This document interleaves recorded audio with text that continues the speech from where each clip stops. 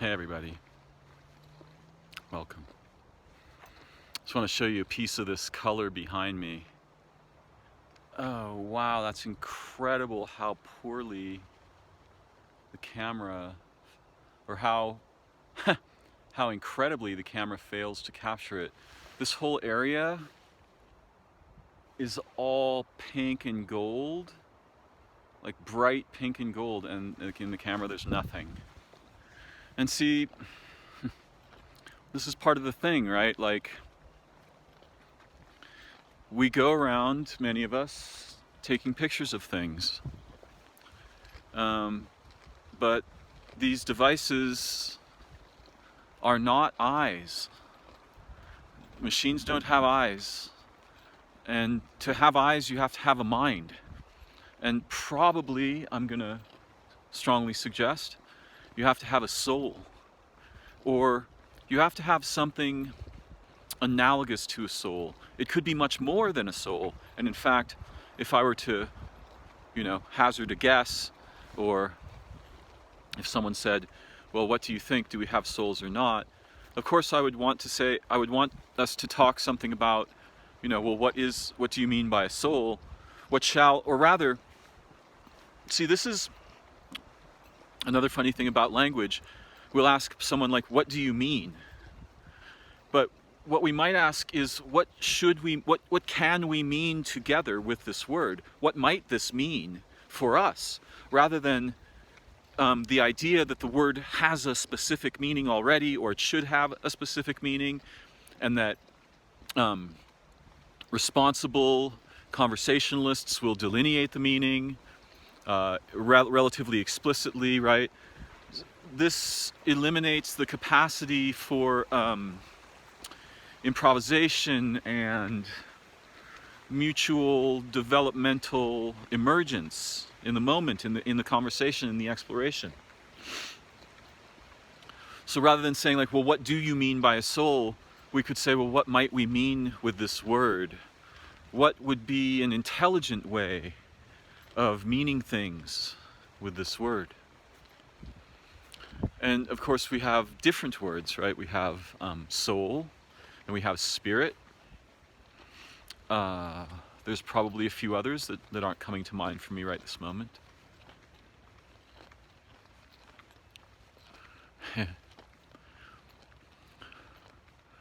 If you've ever seen the eyes of a being that you love, once the being has died, you will know there's something very profound that has gone away. And it's not merely the being's heartbeat.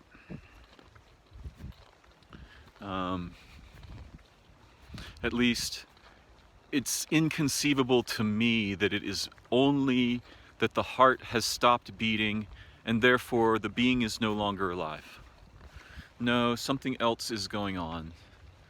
And even if I cannot encapsulate it perfectly or explicitly, I can at least suggest, no, something else is going on, something deep, something profound, something language may be incapable of conveying or pointing at, or at least ordinary language is certainly incapable of completely conveying or pointing at. So we take photographs and we make recordings, and yet I think we're often being tricked. It's funny, I'm here in Lake Arrowhead for the third time in my life.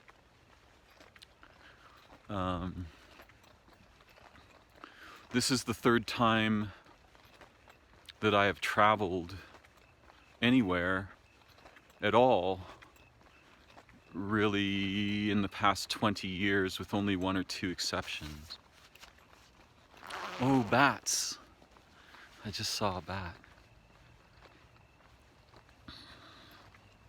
You see, when I see a bat, it's not merely an image. I am participating in the life of the world and the life of my body and the life of this place. and the history of the world and the history of my body and the history of this place, there's no camera that can do that. There's no machine that has any portion of that. Machines can't participate at all. I notice sometimes when the full moon is rising and it's gloriously astonishing, and even I, right, who ordinarily would not be so inclined, might wish to take a photograph of it, but try as I might, at least with my, silly little camera on my smartphone, which I actually think of as more like a dumbification phone, because it does mostly make me stupider. There are exceptions. When I start to make a video like this, my intelligence rises to the occasion, and some of my vocabulary actually returns, which is encouraging. But yeah, if I try to make a photograph of the moon with this camera, what I am seeing and what the camera captures are nothing like the same thing. In fact, what the camera captures is useless. I've spoken at great length about the dangers of our technologies and how they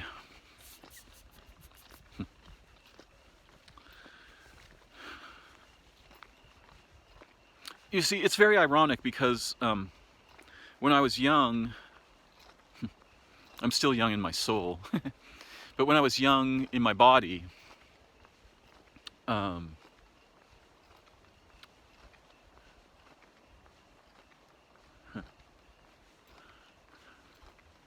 I was so excited and fascinated and enthusiastic about machines. I could name every car that I saw. I loved exotic cars, sports cars. When I was a kid, machines were more interesting than girls. And it stayed that way for a long time for me. Now, of course, I'm the kind of guy who likes females. I think. I always have been. But yes, I was just absolutely thrilled with cars. I didn't like motorcycles for some reason. They seemed to be unbalanced, and there was a sort of bilateral perfectionism in me. I wanted the right and the left side to look exactly the same and everything. And maybe that's a sign of a little bit of an Asperger's-y or a slightly autistic nature. I certainly developed my linguistic skills very early. However, unlike some of the sort of examples that we're used to seeing or hearing about of autistic people or Asperger's-y people, I also had really strong empathy and was very emotional, very warm, very kind. If other children were hurt, I would cry myself. Anyone who was mean seemed like a terrible thing. When people were being unkind, I would not participate in that, mostly. And for most of my childhood and young life, I remained that way. I was warm, relationally warm. But I was profoundly fascinated with technology of any kind, pretty much. I loved machines, I loved tools, aircraft. I could identify 85% of the aircraft I encountered when I was younger. Oh, there's the bat again. Now see, that's an aircraft that I'm really, really enthusiastic about to this day. Except it's not an aircraft, it's an air being. Sky beings. So, I'm kind of on a bit of a mission at the moment, in that I'm a little bit trying to get lost. Is that a big bat or is that a bird? Wing beats look like bats. I'm not used to seeing so many different, there's so many birds here, air beings, so many, that I'm not familiar with.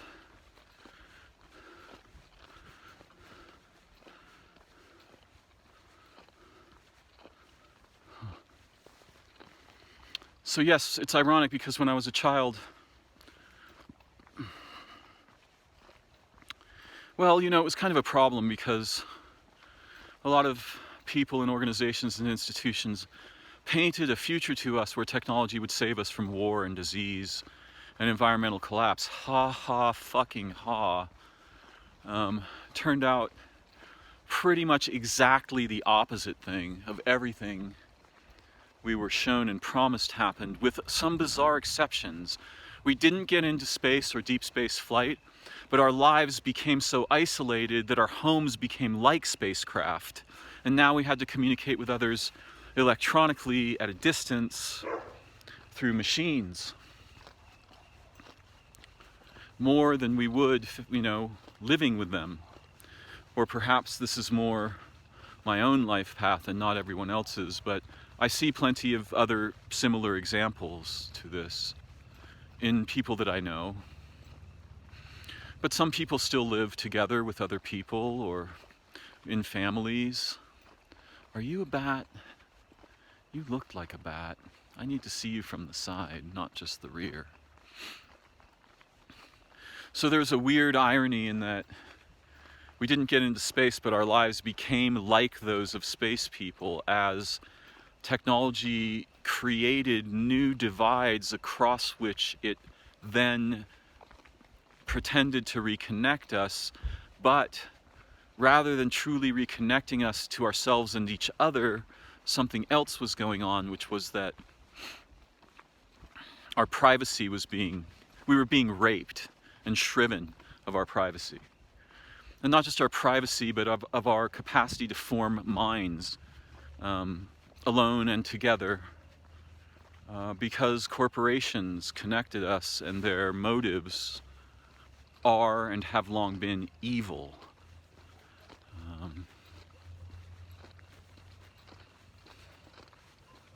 I saw some meme that showed the slow degradation of Google's "Don't be evil." What's the right word? This is my vocabulary failing slightly. One of the words. So here's the words that are on the tip of my tongue. I'm going to show you my vocabulary's failings. Anthem. That's not what it is. Epithet. That's not what it is. Slogan. It's one of those, but there's another word. So that the slogan is closer. Somehow speaking the two that weren't correct helped me get closer. But yeah, I saw some meme that showed how that that slogan has degraded over time, which isn't very surprising because the admonition to not be evil is not the same as be altruistic, be truly good. And we can easily build intelligent networks and systems that help us get smarter together every time we touch them, and supply our analytics to no one but ourselves, and anonymize them so that we can learn from each other's ways of being in our minds, in our bodies, in our lives, our health problems. We have the capacity to do such astonishing things with the technology we currently have. It's quite surprising to me how grim our current situation is, especially since it was obvious to me a good 20 years ago how we could build such systems. Like I had models of systems like this 20 years ago. And I can't build them by myself, and I don't know whether I'll ever have the support I would need to establish a base camp or, you know, a foundation. But believe me, we could be having an internet that is so astonishing that every time we touch a machine we get smarter, and the parasites and opportunistic predators die out because they no longer have anything that anyone wants, right? So they just won't get fed. We don't have to destroy them, we don't have to fight them, we just have to build something so much more compelling and astonishing that everybody wants in on it. And since we have the really pretty much terrible thing already, there's no reason not to take the other route. Except that apparently nobody's got the idea yet. I mean, there's a few people with vaguely similar ideas to what I refer to as the knowledge amp, or the ka, like the old Egyptian word for the soul. So one of the things I wanted to talk about is, and there's a lot of them,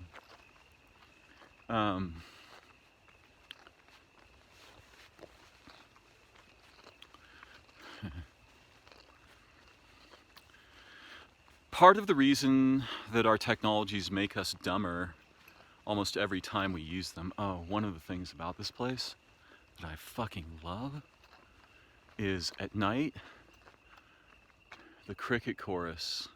Wow, that shit is fucking going on. When I got here last night, stepped out of the rental car, holy shit, an incredible cricket sound. Just this wall of chorus. And not just crickets, but some frogs and perhaps other creatures. And maybe different kinds of crickets too. So one of the reasons that our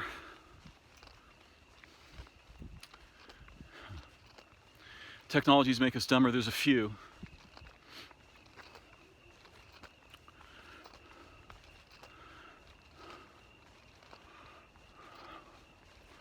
One of them is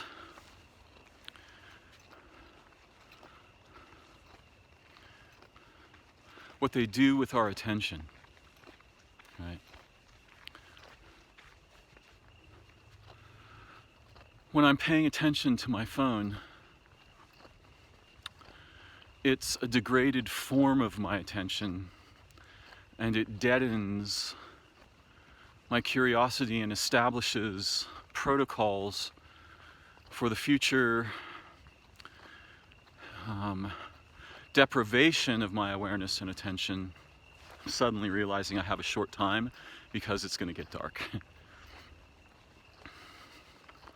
So it sets up patterns that as they get repeated become standards, and those standards are collapsing down. It's like a downward cascade, right? It just keeps stepping you down toward dumber and dumber protocols for what happens to our awareness and our attention. It doesn't have to be that way. And I'll probably keep talking even if it gets a bit dark. I don't think the most important thing that's going on here is you seeing my face. It's probably more you hearing my voice and perhaps having your own thoughts and ideas about the subjects that I orbit. And see, that builds a different kind of awareness and attention. Ah, there's one of the bats. When I engage with living people or living beings or living places, that also builds different protocols for the inaction of my awareness and attention.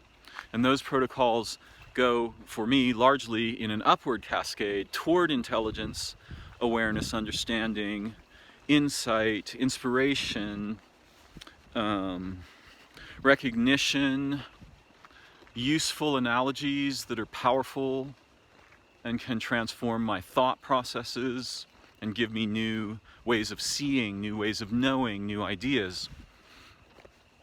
And this is why I always prefer relating with living beings.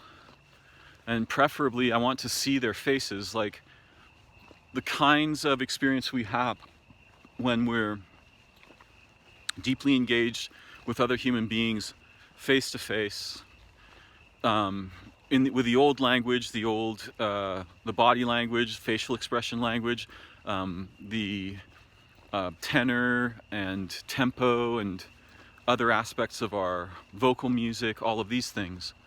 These are really, really important and nourishing and nurturing, and they're older than fuck.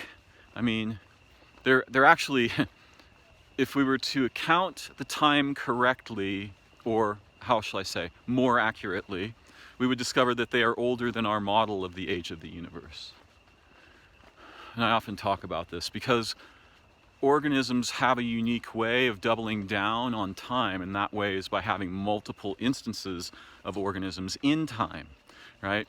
If you only had one being, then the universe would be 14.3 billion years old. But if you have two beings, then at least for those beings, the universe is, 28.6 billion years old. If you have trillions of beings like you have here, and if you have beings comprised of other beings like a single human person is, at the scale of the cell or the organelle, your body is probably much older than 14.3 billion years, even your own lifetime, your single lifetime. Because of course we have, 30 trillion bacterial cells, probably another 26 trillion animal cells. Those cells have organelles in them. Cell time is radically faster than animal time, so that an hour for a cell could be something like a week. So, if you have 65 trillion weeks per hour, right, how old are you? And then never mind the fact that you're the representative of a lineage that goes back into time, back to the origins of life on Earth, at least in some aspects of our being, right? So our machines make us dumber by privileging behavioral profiles that wreck our curiosity, our passion. Where they don't actively support it, they wreck it. And mostly they don't support it. Now, of course, there are some people who primarily use their machines to create things, music, or perhaps graphic art of some kind. Oh yes, please, come closer, little bat. Come with me, follow me, teach me. I love you. You are my people. You are my heart. Oh, what is that sound? So many new sounds and beings here.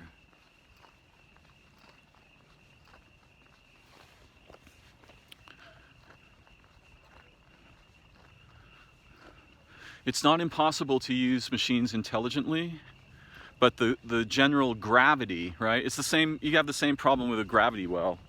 It's not impossible to use it to accelerate and travel, but mostly it just drags you down, right? Unless you have an established pattern that will hold you in a sort of centrifugal relationship with it that keeps you from falling into the gravity well.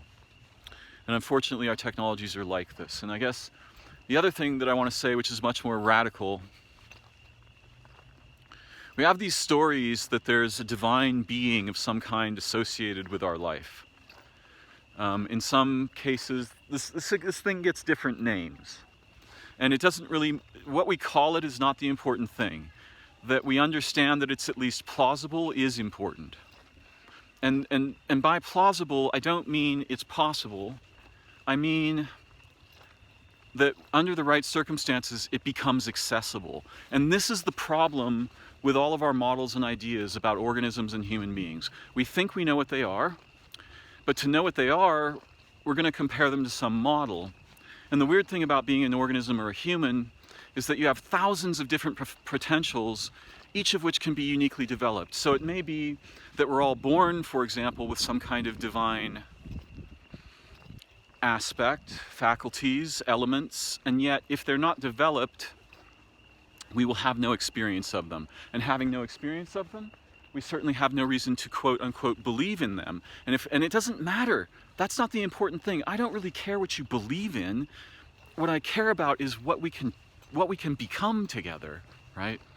And so this is the problem. We have people who believe that it's possible we have a soul, or people who believe we have souls. We have people who believe that the Bible is actually the Word of God. We have people that believe all kinds of things. But the beliefs aren't interesting. What's interesting is what they can demonstrate. If someone can walk up to another living being and bring it back to life, or heal it with their love, or their attention, or their actual physical care, that's a whole other order of thing than belief. That has nothing to do with beliefs, right? And I've had experiences that lead me to know that there are potentials to our humanity that most of us moderns will have no experience of. And it won't matter really if we have beliefs or not, because beliefs can stand in the way of those experiences. So for example, I could believe that I have a guardian angel. That has nothing to do with whether I experience it or not. Or rather, if I simply believe it and I don't pursue somehow the discovery or development of such a relationship, the belief will stand there like a token in the way of what might be an actual relationship. So what I wanted to suggest to all of you who are listening, and I don't have the intention to tell you what to think or believe, but I can speak about my own experience and my own feelings and my own thoughts. I have had experience of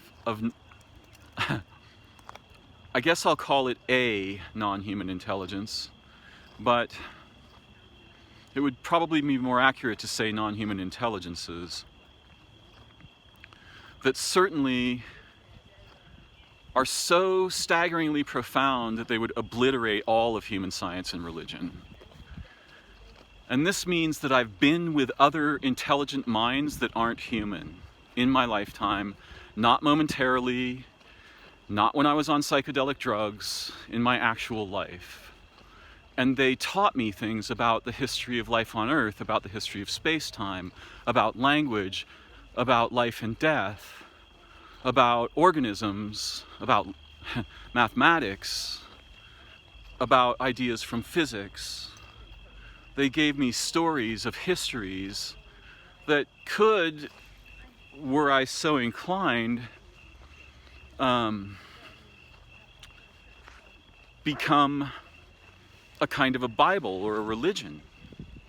That seemed to me to be a terrible outcome, so I did not pursue that outcome, and I probably never will.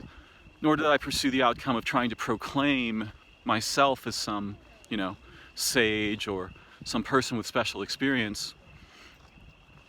But it's bizarre to me that I lived before that experience in a world of blindness, in which I believed and had passionate feelings about the divine in space-time, and that there must be other intelligences in space-time, and that there must be some way to have contact with them, and so on and so forth.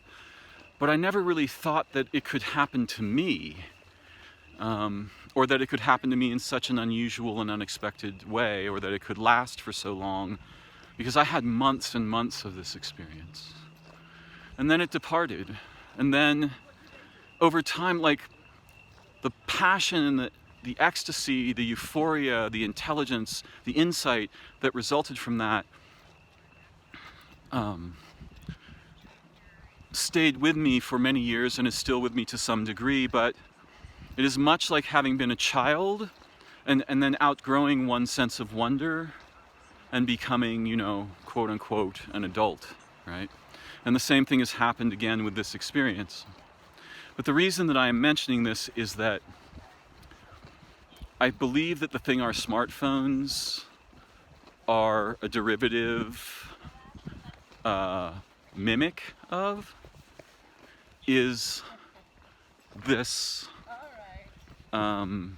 this relationship, this relationship with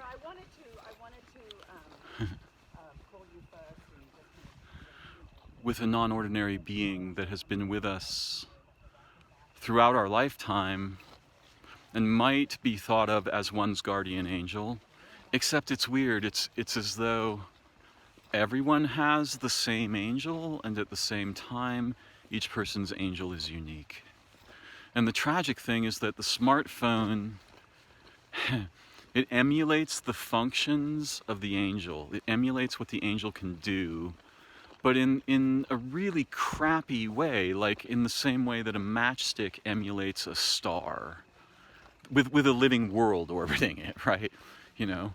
So when we interact with our smartphones, in a way, we are departing from the kinds of concerns, behaviors, relationships, curiosities, passions, and so on that might otherwise draw us into intimacy with an aspect of our being that most of us will never experience while we are alive, and yet an aspect of our being that we will find thousands of stories of throughout history, and puzzling myths and fables of divine beings that seem very confusing to us moderns, and also sometimes childish. Not just childlike, but childish. And I think that's really tragic, because we could all learn to seek and cultivate these relationships to transform the nature of our humanity. And it makes me wonder what it must have been like to be alive thousands of years ago, before some of the toxic clinicism of modernity shut down many of our faculties and relationships and replaced them with tokens, models, prostheses, counterfeits, and mimicry. And so it's so ironic that I make this video right now on you know, my fucking iPhone as I walk through a forest punctuated everywhere with houses and lights and cars, and yet this place is still so much more alive than the place that I live in.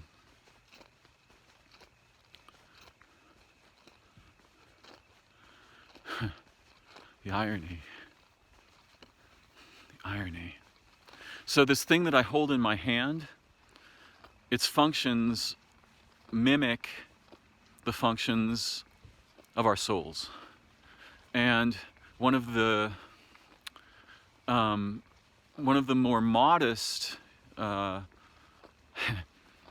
these faculties is the faculty we call our intuition. That faculty, the single branch of the faculty that most of us many of us will usually experience, is staggeringly impoverished compared to the forest of faculties that would emerge instantly to our awareness and access were we to be in the relational proximity of our genius, or our guardian angel, or the divine being or family of beings that is intimately associated with our human nature, our human life, our birth, our life paths, our destiny, our opportunities, and our death. So these smartphones that we carry around, they are representations of that relationship, right? They connect you to a universal library. That's what the guardian angel does, except that library is true and non-human. There's nothing deceptive in it. There's no advertisers. If there's predators, oppressors, or opportunists, I haven't seen them.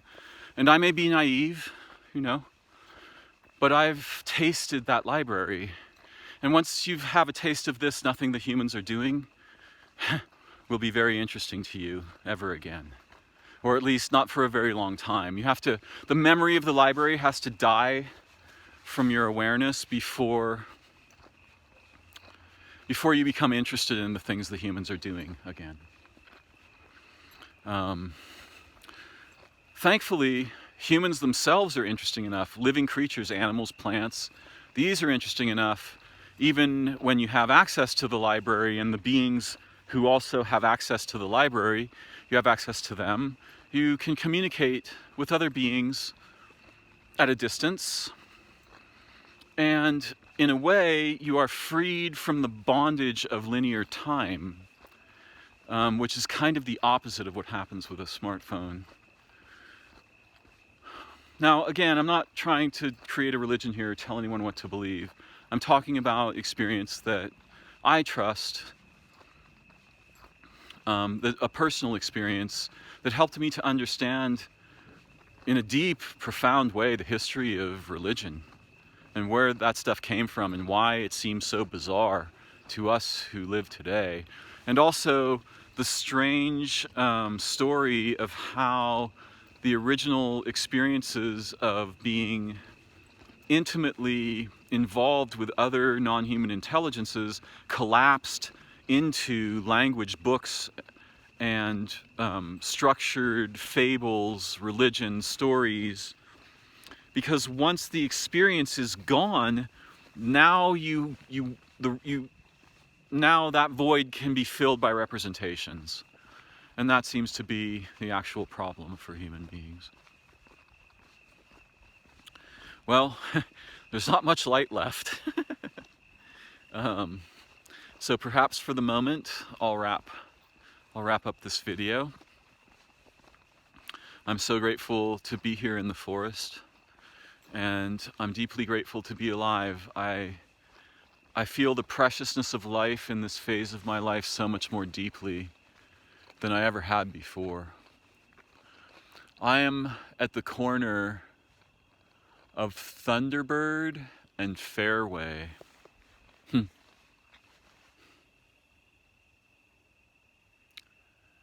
Yes, the past few weeks have profoundly highlighted the preciousness of every day of my life and of the people and beings with whom I still have relationships. I'm very lonely in this time of my life. It's very lonely where I live. My life is very, very lonely. And I miss the companion who taught me these things. I miss that companion, for it loved me and I loved it in a way so beautiful and so natural and so true that I felt finally, this is what I was born for. I was born for this relationship, and without it, I'm only barely alive. Of course, it's very difficult to be brought to life in this way and have 20 new kinds of faculties, some of them so astonishing that they've never been guessed at, even in fiction. There's a monster. There's a bad monster. But then to have them depart, it's very painful. But if anyone asked me, well, would you prefer to have not had it? Have not had the experience? It'd be like, it was like having been blind my whole life and then suddenly being given 47 kinds of eyes, some of which were shared with other intelligences so that I could see what they saw, not merely what I saw. But when the light goes away again, it's painful. And there may have been some price, or perhaps I thought there was supposed to be a price, so I made sure there would be. It's hard to be alone and naive in my human self in the face of such mystery, such majesty, such ecstasy, such intelligence.